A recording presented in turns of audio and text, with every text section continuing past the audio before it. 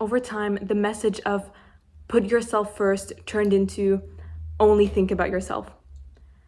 I understand why it happened, because for a long time, people were told to give and give until there was nothing left. For years, people pleasing was glorified. Burning yourself out for others was seen as noble. So when the self-love movement came around, it felt kind of liberating. Like finally we're allowed to say no, finally we're allowed to choose peace over people pleasing. But I think we've taken it a little too far. Now everyone's walking around with this almost checklist of who deserves access to them. If someone doesn't text back in a few hours, they're selfish. If they disagree with us, they're toxic or narcissistic. If they're quiet or distant, they're emotionally unavailable. And before you know it, everyone around you is the problem, and you're the only healed one left. But that kind of mindset doesn't make you peaceful, it just makes you lonely. Because human connection isn't supposed to be transactional. It is sometimes inconvenient and messy, and it requires a lot of patience and a lot of grace. And this version of self-love we've built online, the one that says, cut them off after they did one mistake, protect your peace, you don't need anyone but yourself, sounds empowering on the surface, but it's actually isolating us more than ever. There's also this idea that if you crave a relationship, it means you're not focused enough on yourself. Like wanting love and affection automatically makes you weak or distracted. And I kind of understand where that comes from. If you're obsessing over someone 24/7, if your happiness depends on being in a relationship, that's not healthy. But at a certain point, we started treating any desire for connection as a flaw. Like, if you want someone to share your life with, it means you're not healed enough or that you're not independent. But that's not true. It's human.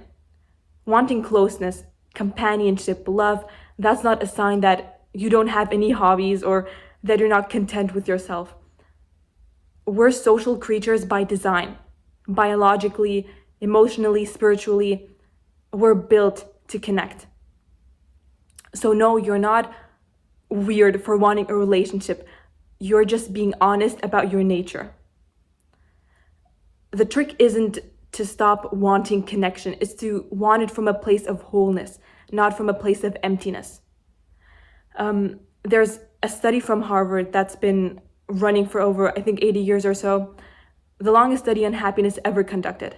And what they found was that the single biggest predictor of happiness, mental health, wasn't money, career success, or independence, or self-love. It was the quality of your relationships. The people who maintained close, genuine bonds, not perfect ones, just real ones, lived longer, healthier, happier lives. Meanwhile, loneliness increases your risk of death by as much as smoking 15 cigarettes a day. So yeah, connection matters more than the internet or this hardcore, hyper self-love movement wants us to believe. But we're slowly forgetting how to do it, because now everything's like a test almost. Oh, if they really cared, they'd text me first. If they wanted to see me, they'd make it happen. If they respected me, they'd read my mind and do exactly what I need without me ever saying it. We sit back, waiting to be chosen, waiting to be understood, waiting for proof that someone values us. And I'm not saying you should chase people who don't value you or stay in one-sided relationships. That's not what this is about. It's about recognizing that effort is a two-way street. That vulnerability, the part where you show up first, text first, apologize first, reach out first, care, that's not weakness. That's the glue that holds real connection, real relationships together. But we've started to confuse vulnerability with desperation, looking desperate. We think caring makes us look foolish or weak. We think giving people grace means lowering our standards. And in the name of self-love, we've built walls so high that even good people can't get in. And you know what's funny is that most of the people who say, "Oh, I don't need anyone," still go to sleep, still go to bed, scrolling through other people's lives, hoping to feel something. We're all wired for connection. That's not weakness, that's biology. But the more we convince ourselves that caring is a liability, the more disconnected we become from the part of life that actually makes it worth living. I'm not saying abandon boundaries, keep them, they're important. I'm saying stop using them as armor. Stop weaponizing detachment and calling it peace. Peace isn't cold or distant. It's not about feeling nothing. Real peace comes from knowing that you can care deeply, show up fully, and still choose yourself when you need to. Self-love was never meant to make us be selfish.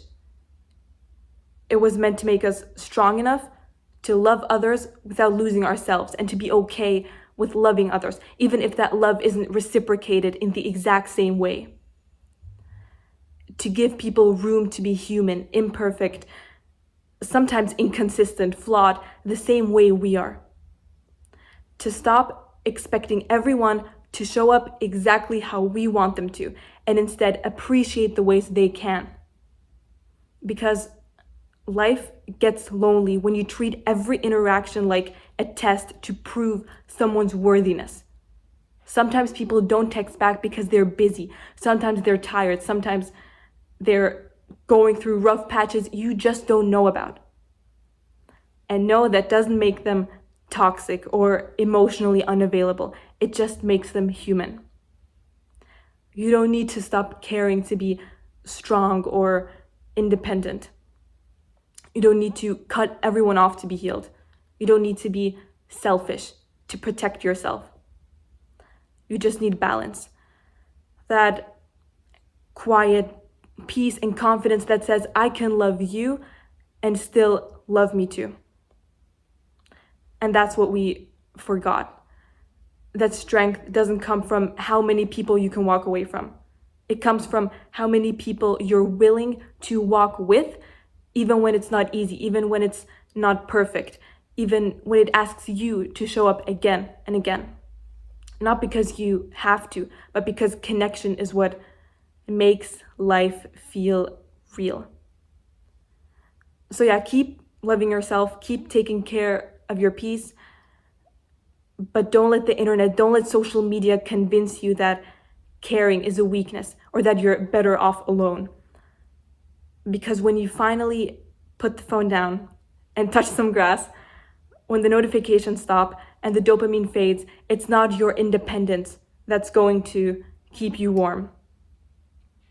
It's the people you let in, the ones you didn't give up on, and the moments you allowed yourself to care, even when it wasn't convenient. That's the part that makes life worth it.